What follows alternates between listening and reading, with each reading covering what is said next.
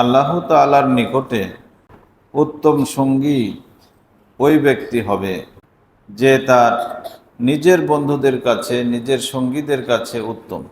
ঠিক উত্তম প্রতিবেশী সেই হবে যে তার নিজের প্রতিবেশীদের কাছে উত্তম। আল্লাহর কাছেও সে প্রতিবেশী হিসেবে উত্তম হবে। নিজের সঙ্গী সাথী, এই যে আমরা প্রতিদিন আপনার সাথে কেউ না কেউ থাকছে, তারাই সঙ্গী সাথী আপনার। তো তাদের কাছে যদি আপনি ভালো বিবেচিত হন, তাহলে আল্লাহর কাছেও ভালো বিবেচিত হবেন। ঠিক আপনার আশেপাশে যারা বসবাস করছে, আপনার বাড়ির পাশে যারা বসবাস করছে, তারা যদি আপনার সম্পর্কে ভালো মন্তব্য করে, তাহলে আল্লাহর কাছেও আপনি ভালো বলেই বিবেচিত হবেন।